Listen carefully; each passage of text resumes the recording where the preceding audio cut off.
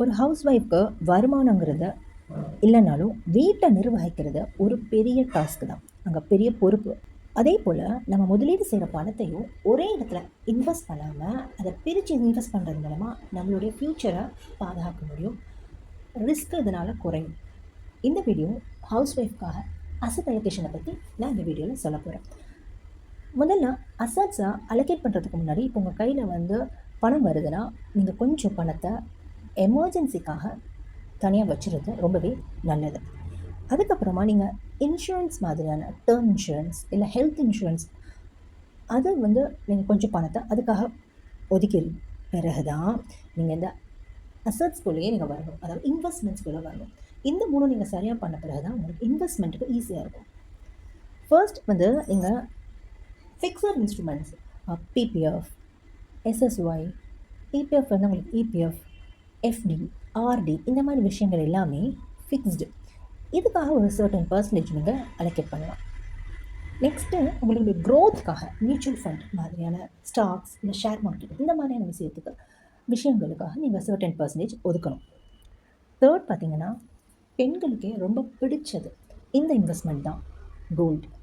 உங்களுக்கு பெண் குழந்தை இருக்குன்னா கட்டாயமாக நீங்கள் கோல்டு அலோகேட் பண்ணணும்.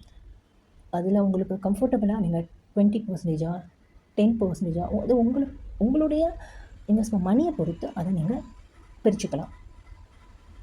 நார்மலாகவே எமர்ஜென்சி பணம் ஒரு 10% நீங்கள் எடுத்து வச்சிங்கனாலே போதுமானது. ஃபிக்ஸட் இன்கம் வரக்கூடிய பிபிஎஃப், எஃப்டி இந்த மாதிரி விஷயங்களுக்கு ஒரு 40% நீங்கள் எடுத்திங்கன்னா போதும். மியூச்சுவல் ஃபண்டுக்கு 30% நீங்கள் எடுத்துக்கலாம். கோல்டு ஒரு 20%, அது இன்வெஸ்ட்மெண்ட்கானது, ஃபிசிக்கல் கோல்டு கிடையாது. நீங்கள் ETF பண்ணிக்கலாம். ஸோ ஜுவல்லரி இதில் வராது. அசட்ஸில் ஜுவல்லரி வராது. இன்வெஸ்ட்மெண்ட்கே நம்ம ஃபிக்ஸட் இன்ஸ்ட்ருமெண்ட்டில் முதலீடு பண்ணுறோம். அது ஒரு 40% அப்படின்னா மியூச்சுவல் ஃபண்டாக இருக்கட்டும், கோல்டாக இருக்கட்டும், இன்றைக்கி ஒரே மாதிரி இருக்காது. ஃப்ளக்சுவேஷன்ஸ் இருக்கும்.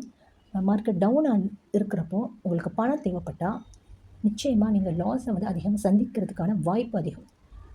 நான் மியூச்சுவல் ஃபண்டில் கொண்டு போய் 100% ஈக்விட்டி போட்டேன்னா எனக்கு பணம் தேவைப்படும் போது நான் அதை எடுக்கும்போது லாஸை சந்திப்பேன்.